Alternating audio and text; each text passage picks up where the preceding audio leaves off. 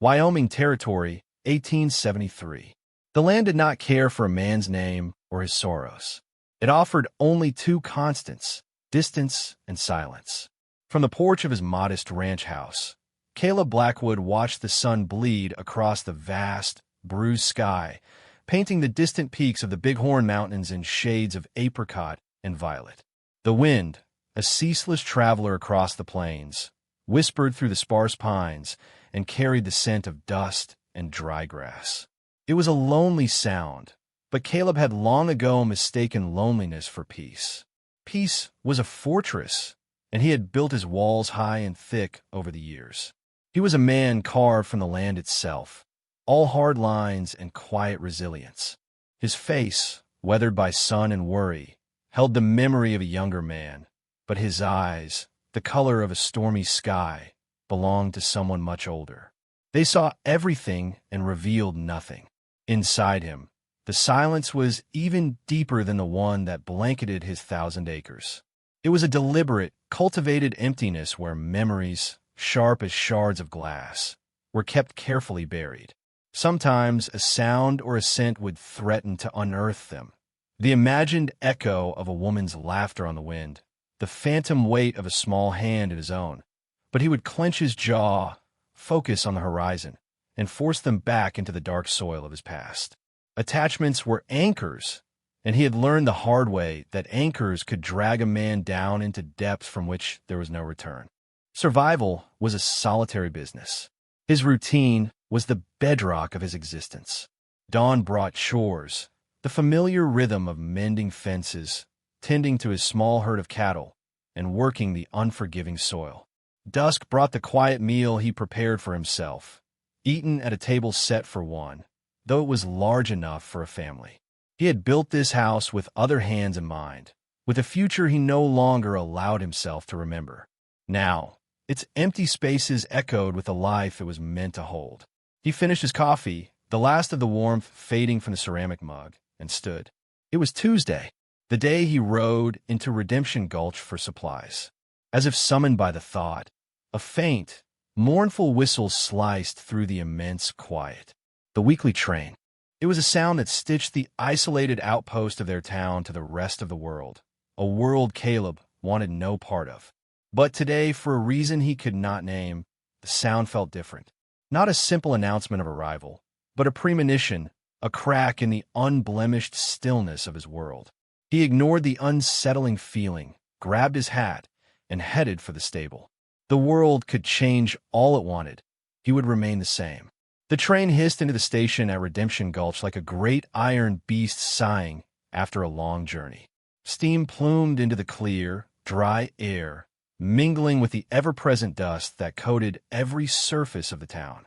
Eleanora Hayes stood on the carriage step, clutching her valise, and took her first breath of Wyoming air. It was thin and sharp, tasting of sagebrush and a profound, intimidating emptiness that was nothing like the damp, coal-scented air of Boston she had left behind.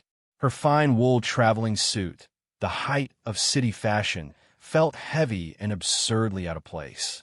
The hem was already powdered with a fine golden dust that seemed to rise from the very planks of the platform. She scanned the small crowd, her heart a frantic drum against her ribs. Hope and anxiety warred within her. Her eyes searched for the man whose letters had promised her a new life, a partnership, a home in this vast, raw country. Mr. Alastair Thompson. He had described himself as a respectable merchant, a man of standing. He should have been easy to spot. But the faces that turned toward the disembarking passengers were weathered, bearded, and uniformly male, their expressions ranging from mild curiosity to guarded appraisal. None of them matched the kind, handsome face from the small photograph he had sent. A knot of cold dread began to tighten in her stomach. Caleb tied his horse to the hitching post outside the general store, his movements economical and precise. He was reaching for the door when he saw her. She stood by the train, a solitary figure of refined elegance against a backdrop of raw timber and hardened earth.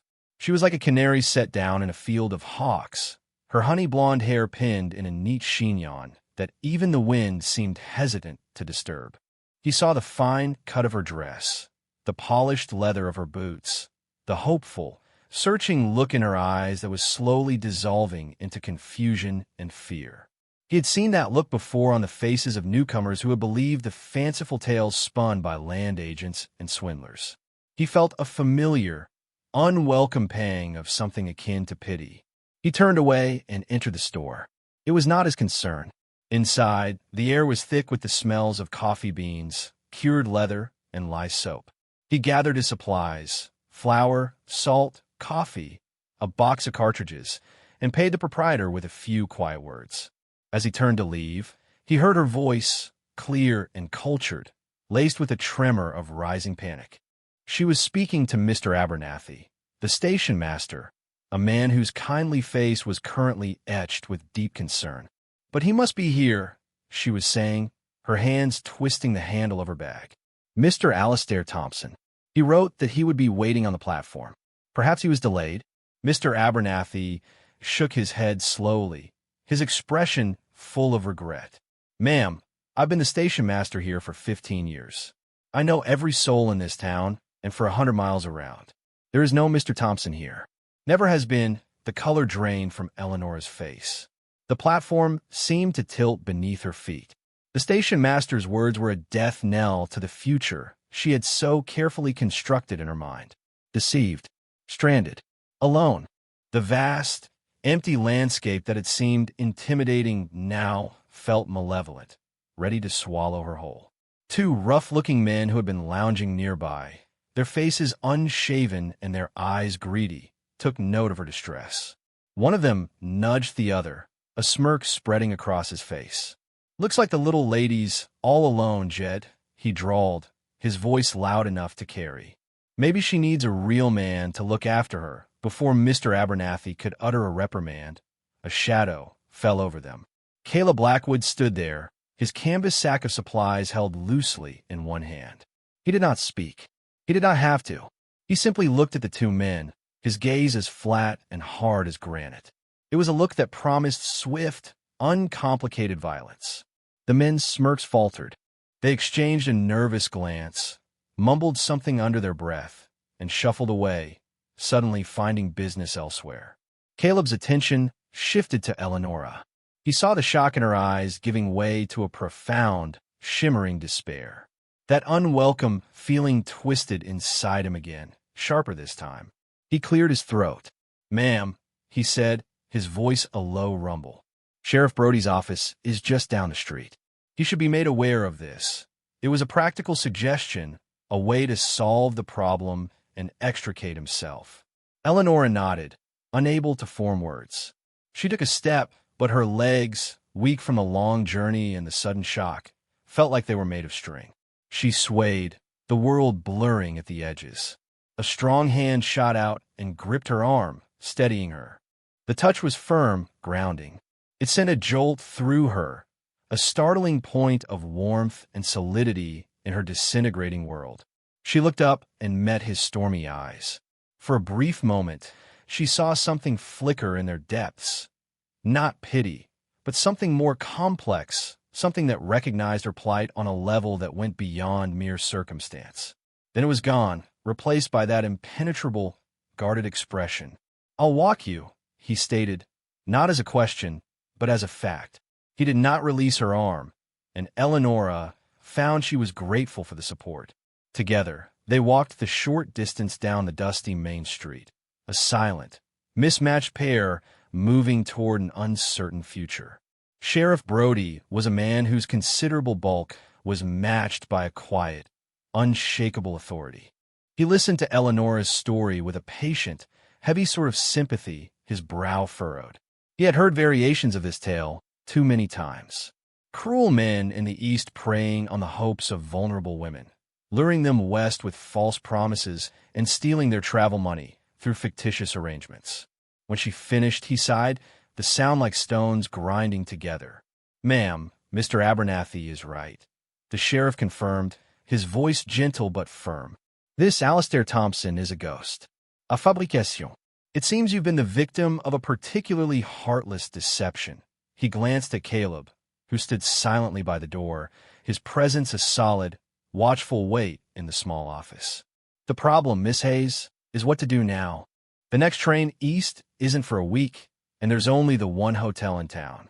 It's not a place for a lady on her own. Eleonora's remaining hope crumbled to dust.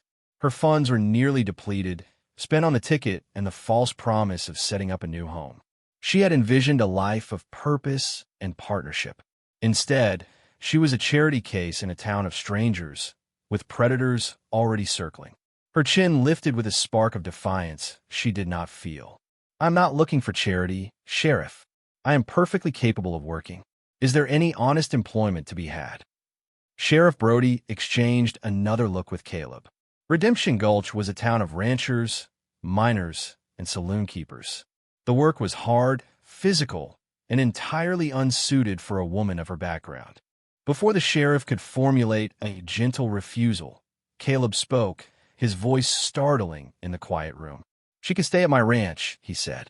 The words seemed to surprise him as much as they did Eleonora. He saw the sheriff's eyebrows raise and rush to clarify, a faint flush rising on his weathered cheeks. My housekeeper, Martha, is there. It will be proper. Just until she can arrange passage back east, he was arguing with himself as much as with them. It was a foolish, reckless offer. Bringing a stranger, a woman, into his sanctuary was a violation of every rule he lived by. But the image of her standing alone on that platform, a fragile beacon of civilization in a sea of coarseness, had lodged itself in his mind and would not be dislodged. Eleonora turned to him, her eyes wide with astonishment. This quiet, formidable man who had appeared like a specter to ward off trouble was now offering her shelter. She saw no guile in his expression, only a reluctant, almost grudging sense of duty. She had no other options. To refuse would be an act of pride so foolish it bordered on self-destruction. I cannot pay you, she said, her voice barely a whisper. Not yet. I'm not asking for pay, Caleb replied curtly, already regretting his impulsiveness. Martha can use the help. You can earn your keep. He turned to the sheriff. I'll get my wagon. Without another word, he walked out, leaving a stunned silence in his wake.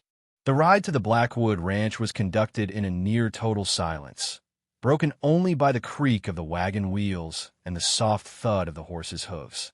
Eleonora sat stiffly on the hard wooden bench, her hands clasped in her lap, her gaze fixed on the endless expanse of rolling hills and open sky. The landscape was beautiful in a stark, brutal way she had never imagined. It was a beauty that promised nothing, that simply was. Beside her, Caleb was a study in stillness, his hands guiding the reins with an easy competence. He seemed a part of this land, as silent and unyielding as the rock formations that jutted from the earth. She stole glances at his profile, the strong line of his jaw, the way his eyes constantly scanned the horizon. He was a fortress, just like this land, and she was a refugee seeking shelter within his walls. She wondered what had made him build them so high. Martha turned out to be a small, wiry woman with kind eyes and hands gnarled from a lifetime of hard work. She greeted Eleonora with a warm, if surprised, welcome, her gaze flickering between her employer and the unexpected guest with undisguised curiosity. She showed Eleonora to a small, simple room that was nonetheless spotlessly clean, with a handmade quilt on the bed and a single window that looked out onto the vast, empty plains. It was more than she could have hoped for. It was a haven. That evening, they sat down for dinner at the large wooden table. The silence that had filled the wagon now filled the house, amplified by the empty chairs. Eleonora, determined not to be a burden, had insisted on helping Martha prepare the meal, and she found a small measure of comfort in the simple, domestic tasks. Caleb ate with a focused intensity, as if it were just another chore to be completed. Finally, unable to bear the quiet any longer, Eleonora spoke. Your ranch is beautiful, Mr. Blackwood, she said, her voice sounding unnaturally loud. I have never seen so much open space. He looked up, his fork paused midway to his mouth. It's unforgiving land, he replied, his tone flat. Gives a man just enough to survive, and not an inch more Perhaps survival is not the only measure of a place, she countered gently. There's a kind of freedom in all this space. In Boston, the buildings press in on you. One can scarcely see the sky. A flicker of interest crossed his face. He had never thought of it that way. To him, the space was a barrier, a buffer against the world. He had not considered it a form of freedom. They ate in silence for a few more moments before he spoke again, his voice low. "Why did you come out here, Miss Hayes? A woman like you." The question was direct, devoid of pleasantry, but she sensed a genuine curiosity beneath the gruffness. She took a deep breath and decided on the truth.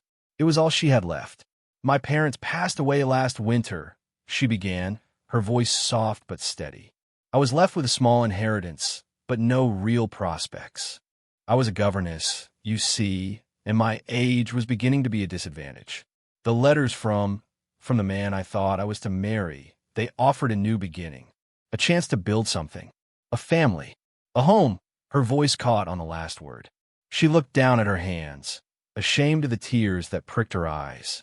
Caleb watched the play of emotions on her face, the grief, the lost hope, the resilient pride. He recognized the shape of her loss, if not the details. Loss was a universal language. He found himself speaking, the words coming from a place he kept locked away. "I built this house for a family," he said, his gaze distant, fixed on the dark window pane that reflected the warm lamplight of the room. "My wife, Sarah, and our son, Ben." He spoke the names as if they were foreign words, rusted from disuse. "Fever took them 6 years ago. Swept through here in the spring." The confession hung in the air between them, raw and profound. Eleonora looked at him, and for the first time, she saw past the stoic rancher to the wounded man beneath. The high walls of his fortress had been built on a foundation of unimaginable grief. In that moment, a bond was forged between them, a quiet understanding that transcended their different worlds. They were two solitary souls, shipwrecked by life, who had unexpectedly found themselves on the same desolate shore. "I am so sorry, Mr. Blackwood," she whispered, her own sorrow momentarily eclipsed by the sheer weight of his. "Caleb," he corrected her quietly. "My name is Caleb." In the days that followed, a new, fragile rhythm established itself at the ranch. Eleonora, true to her word, was no idle guest. She rose with Martha at dawn, her soft city hands quickly becoming chapped and calloused from kneading dough, tending the kitchen garden, and scrubbing floors. She refused to be treated as a delicate thing, meeting every challenge with a quiet determination that impressed Martha and intrigued Caleb. He would watch her from a distance as he went about his own work, marveling at her resilience. She did not complain about the harshness of the life, the lack of city comforts, the endless wind. Instead, she seemed to draw strength from it. She began to sketch, using charcoal sticks from the fire and sheets of wrapping paper that Martha had saved. She drew the mountains, the gnarled shapes of the pine trees, the vast, expressive sky. She even drew one of his horses, capturing its strength and spirit with a few deft strokes. One afternoon, he came upon her sitting on the porch steps, her brow furrowed in concentration as she sketched his face while he was mending a bridle. He stopped, feeling an odd sense of being truly seen for the first time in years. "You have a talent for that," he said, his voice making her jump. She looked up, a blush coloring her cheeks. "It helps me to understand things," she explained, closing the sketchbook. "To see them as they truly are, not just as they appear at first glance." He knew she was not just talking about the landscape. He was beginning to see her strength, the core of steel beneath her refined exterior. And she, in turn, was beginning to see the kindness and honor beneath his gruff, silent facade. He would leave a wildflower he had found by a stream on the kitchen table for her. She would make sure a hot cup of coffee was waiting for him when he came in from the cold. They were small, unspoken gestures, the tentative beginnings of a language only they understood. His solitude was no longer peaceful. It was simply empty. Her presence was filling the silent spaces in his house and in his heart, a fact that both terrified and thrilled him. The fragile peace of their arrangement was not destined to last. Redemption Gulch, like any small town, had its share of gossip, but it also had its predators. The most dangerous was a man named Silas Croft, a wealthy cattle baron who had been trying to buy Caleb's land for years. Croft was a man whose ambition was matched only by his ruthlessness. He owned most of the valley, but Caleb's ranch controlled the headwaters of the Sweetwater Creek, the most reliable water source for miles. Croft wanted it, and he was not accustomed to being denied. Croft's men, a rough collection of hired guns and disgruntled cowboys, had been the ones to menace Eleonora at the station. They reported back to their boss about the beautiful woman from the east who was now living at the Blackwood Ranch. Croft saw this not as a complication, but as an opportunity. A man with nothing to lose was difficult to break, but a man with something to protect, he was vulnerable. The first sign of trouble was subtle. A few of Croft's men appeared in town, asking questions about Eleonora. Sheriff Brody heard the whispers and rode out to the ranch to deliver a warning. "Be watchful, Caleb," he had said, his eyes grave. "Croft is like a snake in the grass. He'll lie in wait, then strike when you least expect it. This woman, he'll see her as leverage." Caleb's jaw had tightened. The thought of Eleonora being used as a pawn in Croft's greedy game sent a chill of cold fury through him. His protective instincts, dormant for so long, roared to life. He started carrying his rifle with him everywhere, and his eyes were constantly scanning the horizon, searching for threats. The threat escalated a few days later. Eleonora had taken to walking in the afternoons, finding solace in the rugged beauty of the land. She had discovered a small bluff not far from the house that offered a panoramic view of the valley. She was there, lost in a sketch of the distant mountains, when a low rumble began to vibrate through the ground. It grew steadily louder, a sound of thunder on a clear day. She looked up and saw a cloud of dust rising in the distance. It was Caleb's herd, running wild, their eyes white with panic. They were stampeding, and they were heading directly for the narrow ravine at the base of the bluff where she stood. Panic seized her. She was trapped. The sides of the bluff were too steep to climb down quickly, and the path she had taken was now directly in the path of the charging cattle. For a moment, she was frozen, her mind unable to process the sheer, terrifying force of what was coming. Then she heard a shout, a name carried on the wind. Eleonora. Caleb was riding like a man possessed, his horse a dark streak against the golden grass. He had been checking the northern fence line when he saw two of Croft's men deliberately ride into his herd, firing their pistols into the air to spook them. He saw the direction they were running, and a raw, primal fear, a fear he had not felt since the day he had watched the light fade from his wife's eyes, gripped him.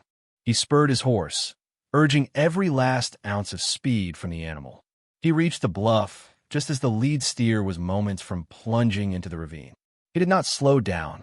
He angled his horse alongside the edge of the bluff, leaned far out of the saddle, and held out his arm. "Jump!" he yelled, his voice raw with desperation. Eleonora did not hesitate. She trusted him implicitly. She closed her eyes, took a breath, and leaped from the edge of the bluff into the terrifying space. His arm closed around her waist like a band of steel, and he hauled her out of the air and onto the saddle in front of him. She landed hard against his chest, the breath knocked from her lungs. He wheeled the horse around in a spray of dirt and galloped away just as the first of the cattle thundered past the spot where she had been standing. He did not stop until they were a safe distance away, the sound of the stampede fading behind them. He slid from the saddle and gently helped her down, his hands lingering on her arms as if to assure himself she was real, that she was unharmed. She was trembling, her face pale with shock, but she was safe. He pulled her into a fierce, desperate embrace, burying his face in her hair. He held her as if he could weld her to him, as if he could protect her from all the dangers of the world through sheer force of will. "I thought I'd lost you," he murmured into her hair, his voice thick with an emotion he could no longer contain. Eleonora clung to him, her fear slowly receding, replaced by the overwhelming, solid reality of his arms around her. In that moment, she knew she was no longer just a guest in his home. She was a part of his life, and he was a part of hers. She had come west seeking a home, and she had found it, not in a plot of land or a respectable marriage, but in the arms of this solitary, wounded man. The aftermath of the rescue was not what Eleonora had expected. The raw emotion Caleb had shown in that desperate moment vanished, locked away again behind his usual stoic mask. But something had fundamentally changed. The fear of losing her had cracked his fortress, but had also reinforced his oldest belief. Attachment was a weakness, a danger not just to himself, but to those he cared for. He had brought her into his world, and in doing so, he had placed her directly in Silas Croft's path. The guilt was a heavy weight in his gut. He became distant, his silence now cold and deliberate where before it had been merely quiet. He avoided her gaze, answered her questions with curt, single-word replies, and spent his days riding the farthest reaches of his property, as if he could outrun the turmoil inside him. Eleonora felt the change like a physical blow. The tentative warmth that had been growing between them was extinguished, replaced by a bewildering and painful chill. She did not understand. She had seen the terror and relief in his eyes. She had felt the desperate strength of his embrace. She knew he cared for her. Why was he pushing her away? A week after the stampede, he finally broke the tense silence. He found her on the porch, watching the sunset paint the sky in fiery strokes. He did not sit, but stood before her like a judge about to deliver a sentence. "I've made arrangements," he said, his voice devoid of emotion. "Sheriff Brody sent a wire. There's a town, Harmony Creek, a day's ride from here. They're in need of a school teacher. The position is yours if you want it. The stagecoach leaves in 2 days." Eleonora stared at him, her heart sinking. He was sending her away. The words were a calm, rational solution to her predicament, but she heard the underlying message loud and clear. "You are a problem I need to solve. You do not belong here." "You want me to leave?" she stated, her voice trembling slightly. It was not a question. "It's for the best," he said, his gaze fixed on the distant mountains, refusing to meet her eyes. "This is no life for you, Eleonora. It's dangerous. You deserve a safe, respectable life in a real town. Not this." He gestured vaguely at the vast, wild landscape. Her hurt curdled into anger. He was not protecting her. He was dismissing her. He was treating her like the delicate city woman he had first assumed her to be, ignoring the strength and resilience she had worked so hard to prove, both to him and to herself. "And you get to decide what life I deserve," she shot back, rising to her feet to face him. "You think I am some fragile doll that will shatter at the first sign of trouble? I thought you, of all people, saw that I was stronger than that. I thought," she trailed off, unable to voice the hope she had harbored that he was beginning to see a future for them together. "What I think," he said, his voice low and harsh, "is that as long as you are here, you are a target. Croft will not stop. Do you think I can live with that, knowing my fight has put you in danger?" Finally, he looked at her, and his eyes were filled with a torment that stole the breath from her lungs. He was not pushing her away out of coldness, but out of a desperate, misguided fear for her safety. It was a cruel kind of love, a love that chose solitude over risk, safety over connection. But understanding his motive did not lessen the pain. Her pride, wounded and raw, would not let her beg. If he truly believed she would be better off without him, then she would go. "Very well, Caleb," she said, her voice now as cold as his. "I will be ready for the stagecoach. Thank you for your hospitality." She turned and walked back into the house, leaving him alone on the porch with the dying light and the ghosts of his past, his present, and the future he had just sacrificed. The next 36 hours were an exercise in quiet misery. Eleonora packed her meager belongings with methodical slowness, each folded garment a reminder of her failed hopes. Martha watched her with sad, knowing eyes, but said nothing, respecting the wall of silent grief Eleonora had erected. Caleb remained a distant figure, a ghost in his own home. He was ensuring her safety, he told himself, doing the right and honorable thing. But the house already felt cavernous, the silence he had once craved now a deafening roar of her impending absence. He was cutting out a part of himself to save it, and he was beginning to realize he might bleed to death from a wound. The night before she was to leave, the sky was a starless, oppressive blanket of black. A storm was brewing in the mountains, the air heavy and electric with unspoken tension. Inside the house, the atmosphere was just as charged. They had eaten their dinner in complete silence, the clink of silverware on plates the only sound. Afterward, Eleonora retreated to her room, unable to bear another moment in his cold, withdrawn presence. Caleb sat by the fire, the flames doing little to warm the chill that had settled deep in his bones. He stared into the embers, seeing not flames, but her eyes, flashing with hurt and anger. He had done this. He had taken the light she had brought into his life and deliberately snuffed it out. He was a fool, a coward hiding behind the noble excuse of her protection. He was protecting himself, not her. Protecting himself from the agony of losing someone again. A sudden, frantic barking from his dog, Rip, shattered the quiet.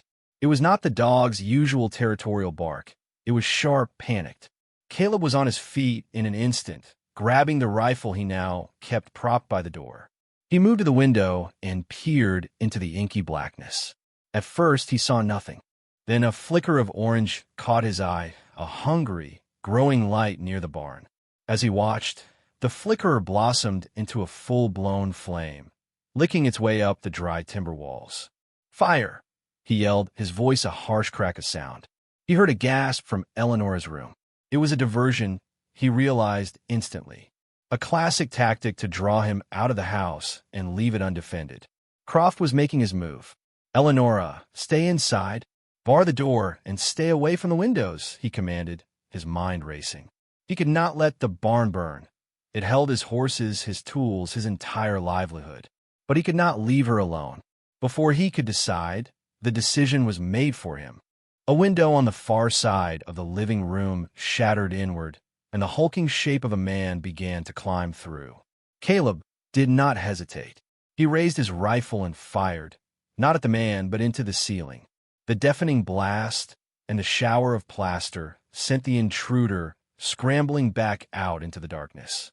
But he knew there were more. "Get in the root cellar," he ordered Eleonora, who now stood in the doorway of her room, her face a pale oval in the flickering firelight from outside. "It's the safest place," but Eleonora did not move.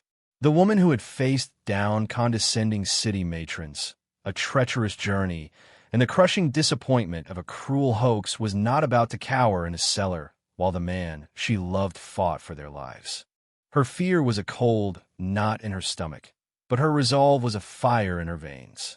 She saw the old shotgun mounted above the fireplace, a relic Caleb's father had owned.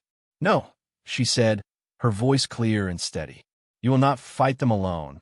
While Caleb ran outside to head off the men trying to set the house ablaze, Eleonora pulled a heavy chair and dragged it to the front door, wedging it under the handle.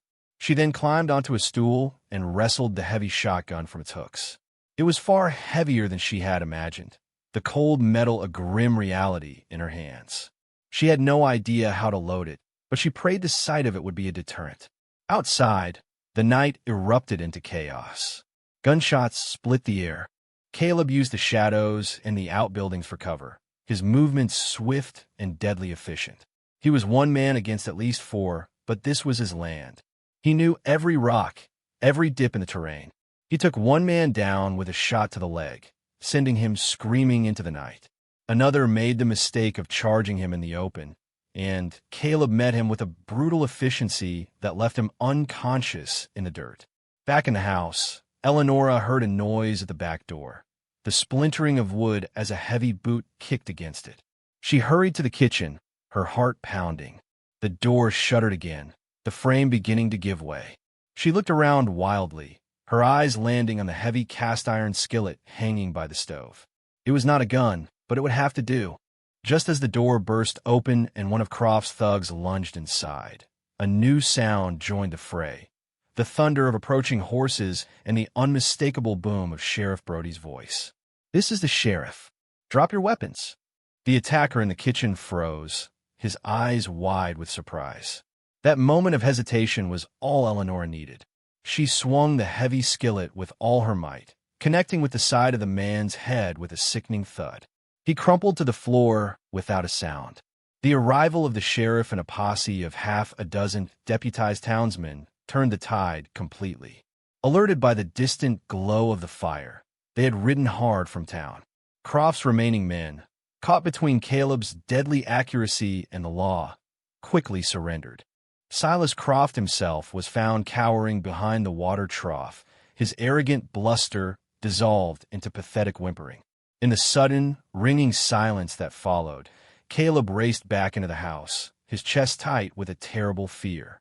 He found Eleonora standing in the kitchen, the heavy skillet still clutched in her hands, her knuckles white. She was staring down at the unconscious man at her feet, her body trembling with adrenaline and shock. He went to her, his eyes scanning her for any injury. When he saw she was unharmed, the last of his carefully constructed walls crumbled into dust. The image of what could have happened, of finding her hurt, or worse, was a visceral, physical agony. He had almost lost her, not just to a new life in another town, but forever. His attempt to protect her by sending her away had been the height of foolishness. It had nearly gotten them both killed. The only safety, the only sanity, was in being together. He gently took the skillet from her hands and pulled her into his arms. She collapsed against him, the strength that had sustained her through the ordeal finally giving way. He held her tightly, breathing in the scent of her hair, the faint smell of wood smoke clinging to her dress. The fire outside was being brought under control by the posse, but the fire inside him was blazing brighter than ever. He knew, with a certainty that shook him to his core, that he could not let her go. But the damage had been done. His coldness, his dismissal of her, had inflicted a wound that a shared battle might not heal. The stagecoach was still scheduled to leave in the morning, and he, in his pride and fear, had already bought her ticket. Dawn broke, pale and gray, over a scene of devastation. The barn was a smoldering ruin, the air thick with the smell of wet, charred wood. But the house stood, and they were alive. Sheriff Brody had taken Croft and his men into custody, promising they would face the circuit judge and a long time in prison. The immediate danger was over, but a heavier, more profound silence had fallen between Caleb and Eleonora. She had moved through the morning's cleanup with a numb, exhausted efficiency. He tried to speak to her, to explain, but the words had caught in his throat. What could he say? That he had been a fool? That his fear had almost cost him everything he had just realized he could not live without? It sounded like a paltry excuse. He watched as she carried her small valise to the door. Her face was pale and set, her eyes shadowed with exhaustion and a deep, inconsolable hurt. She was really leaving. Despite everything that had happened, she was holding him to his word, accepting the life he had arranged for her. Her pride was a match for his own. "The wagon is ready," he said, his voice a hoarse whisper. "I'll take you to town. That won't be necessary," she replied, not looking at him. "One of the sheriff's men is heading back and offered me a ride." She turned to him then, and her eyes were clear and direct, holding a pain that pierced him to the soul. "Goodbye, Caleb. I hope you find the peace you're looking for."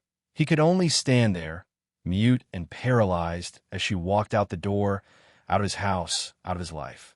He watched the wagon rattle down the long drive until it was just a speck in the distance.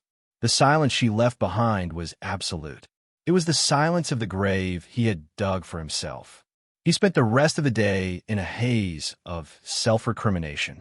Martha found him hours later, sitting on the porch steps, staring at the ruins of his barn as if it were the ruins of his own life. She placed a cup of coffee beside him. "You're a fool, Caleb Blackwood," she said, her voice sharp but not unkind. "A bigger fool than I ever took you," for he did not argue.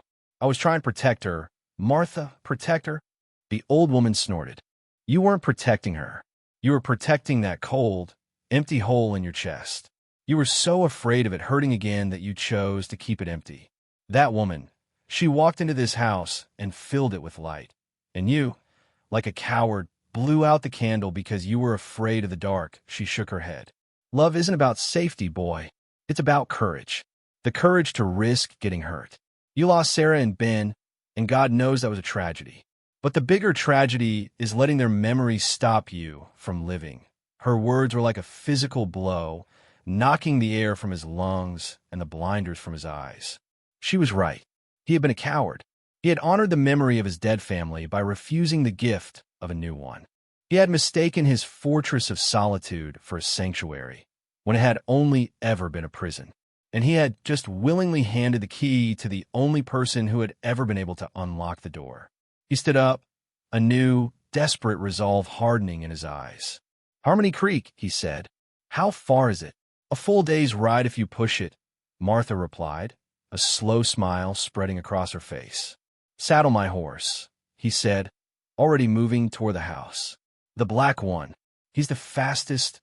Harmony Creek was larger than Redemption Gulch, a more established town with a proper main street, a church with a real steeple, and a small, newly built schoolhouse. Eleonora stood before it, the keys in her hand, feeling nothing but a profound sense of dislocation. This was the safe, respectable life Caleb had wanted for her. It was neat, orderly, and utterly devoid of the wild, fierce beauty of his ranch and of him. She felt like a ghost, going through the motions of a life that belonged to someone else. She had been told there was a town meeting that afternoon at the Mercantile to welcome her and discuss the school's curriculum. She dreaded it. She wanted only to hide herself away in the small room she had rented and give in to the grief that was threatening to consume her. But she had made a promise. She would be the town's school teacher. She would be strong. She would survive. This was the life she had now. The Mercantile was crowded, the air buzzing with the curious chatter of the townspeople. She was introduced to the mayor, to the mothers of her future students, to the town elders. She smiled. She answered questions. She played the part of the capable, educated woman from the East. But inside, she was hollow. Just as the mayor was about to call the meeting to order, the doors of the Mercantile swung open. A man stood silhouetted against the bright afternoon sun. He was covered in dust, his face drawn with exhaustion, but his eyes, those stormy gray eyes, were fixed on her. It was Caleb. A hush fell over the room. Everyone turned to stare at the newcomer who had ridden into their town and interrupted their meeting with such dramatic flair. Caleb paid them no mind. He walked toward her, his boots loud on the wooden floorboards, his gaze never leaving her face. He stopped a few feet in front of her, oblivious to the dozens of pairs of eyes watching them. The mayor cleared his throat, a hint of impatience in his tone. "Friend, you're interrupting the town meeting." Caleb did not look at him. His eyes were locked with Eleonora's, and in them, she saw everything he had been unable to say. The regret, the fear, the desperation, and something else, something so powerful it made her breath catch in her throat, a love that was fierce and absolute and certain. "If you think I rode all this way for the town meeting, you're wrong," he said, his voice quiet but carrying in the silent room. "I came for you." He took another step, closing the space between them. "I was wrong, Eleonora," he said, his voice raw with emotion. "I was a coward. I let fear make my decisions for me. Sending you away was the biggest mistake of my life. My life, it isn't a life without you. The silence I thought was peace is just noise now. You're my home. Please, come home." Tears streamed down Eleonora's face, but they were not tears of sorrow. They were tears of overwhelming, impossible joy. The hollow space inside her filled with a warmth so intense it felt like she might burst. She had thought him lost to her forever, and here he was, having ridden through the day and night, laying his heart bare in front of an entire town of strangers. She did not need to say a word. She launched herself into his arms, and he caught her, lifting her off her feet and holding her as if he would never let her go. The townspeople in the Mercantile looked on, their expressions a mixture of shock and dawning smiles. They were witnessing something far more important than a school board meeting. They were witnessing the end of one story and the beginning of a much better one. "Yes," she whispered into his shoulder, her voice choked with emotion. "Yes, I'll come home," on the ride back to his ranch, a journey that felt nothing like the silent, tense trip that had brought her there. Caleb reined in his horse by the banks of the Sweetwater Creek. The water tumbled over smooth stones, glittering in the late afternoon sun. He dismounted and helped her down, his hands gentle on her waist. He reached into the inner pocket of his coat and pulled out a small, velvet-worn box. He opened it to reveal a simple gold band, its surface etched with a delicate floral pattern. "It was my mother's," he said, his voice thick with feeling. "She gave it to my father, who gave it to me for Sarah." I put it away, thinking I would never. I was wrong about that, too. I was wrong about everything except you. He went down on one knee in the soft grass by the creek, his eyes never leaving hers. "Eleanora Hayes, you are the bravest, strongest, most remarkable woman I have ever known. You brought life back to a place that was only a shell. You brought life back to me. Will you marry me? Will you be my wife and my partner and build a life with me here?" Eleanora's heart felt too big for her chest. She looked from the ring to the earnest, hopeful face of the man she loved, a man who had ridden through his own darkness to find her. "Yes, Caleb Blackwood," she said, her voice ringing with a joyful certainty. 1,000 times, yes. He slid the ring on her finger. It was a perfect fit. He stood and drew her close, and his kiss was not one of desperation or fear, but of promise. It was a promise of shared sunrises, of quiet evenings, of laughter to fill the empty spaces, of a future built together, strong and resilient, on the unforgiving but beautiful land they would both call home. The community of Redemption Gulch, once a source of gossip and potential judgment, embraced their union with a surprising and wholehearted warmth. The story of the attack on the Blackwood Ranch, Eleanora's bravery, and Caleb's dramatic ride to Harmony Creek had become the stuff of local legend. They were no longer just a reclusive rancher and a stranded Easterner. They were a symbol of resilience, a testament to the fact that even in the harshest of lands, new life could take root. When Caleb and Eleanora returned from the circuit judge's office in Cheyenne as husband and wife, they found half the town waiting for them at the ranch. Under the cheerful direction of Sheriff Brody and Martha, a barn raising was in full swing. Men hammered and sawed, their combined labor making short work of a task that would have taken Caleb months to complete alone. The women had laid out a feast on long trestle tables, and the sound of laughter and conversation filled the air, a stark contrast to the profound silence that had once defined the property. Caleb, who had spent years holding the world at arm's length, found himself surrounded by neighbors slapping him on the back, offering sincere congratulations. He stood beside Eleanora, his arm wrapped securely around her, and felt a sense of belonging he had not known was possible. This, he realized, was community.